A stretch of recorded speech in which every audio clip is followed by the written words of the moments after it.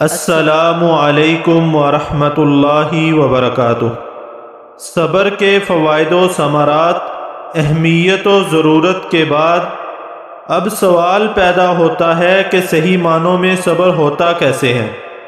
صبر کے فوائد سے حقیقی معنوں میں مستفید ہونے کے لیے اس میں 3 شرائط کا ہونا ضروری ہے۔ پہلی شرط یہ ہے کہ صابر محض اللہ تعالیٰ کی رضا کے لیے صبر کرے، جیسا کہ اللہ تعالیٰ کا فرمان ہے وَلِرَبِّكَ فَاصْبِرْ، اور اپنے رب کی خاطر صبر کیجئے۔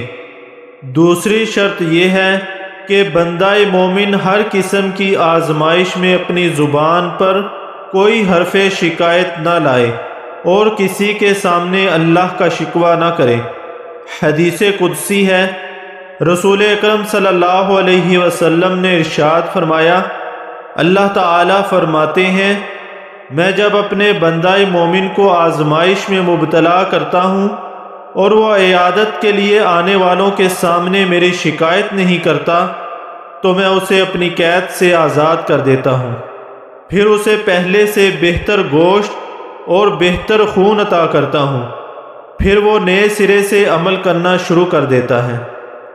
اور تیسری شرط یہ ہے کہ بندہ مومن ابتدائی آزمائش سے ہی صبر کرے۔ یہ نہ ہو کہ ابتدا میں تو خوب رو پیٹ لے اور پھر وقت گزرنے کے ساتھ ساتھ یہ دعویٰ کرے کہ میں صابر ہوں۔ صحابی رسول انس رضی اللہ تعالیٰ عنہ بیان کرتے ہیں، نبی کریم صلی اللہ علیہ وسلم ایک عورت کے پاس سے گزرے جو ایک قبر کے پاس بیٹھی رو رہی تھی۔ آپ صلی اللہ علیہ وسلم نے فرمایا، اتق اللہ واصبری، تم اللہ تعالی سے ڈرو اور صبر کرو۔ اس نے کہا، آپ جائیں اپنا کام کریں، آپ کو کیا معلوم کہ مجھ پر کتنی بڑی مصیبت آئی ہے۔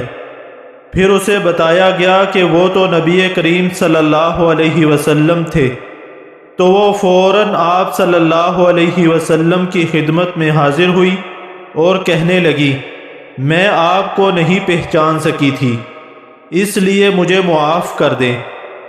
آپ صلی اللہ علیہ وسلم نے فرمایا، انما الصبر عند الصدمۃ الاولی، صبر تو ابتدائی صدمہ میں ہی ہوتا ہے۔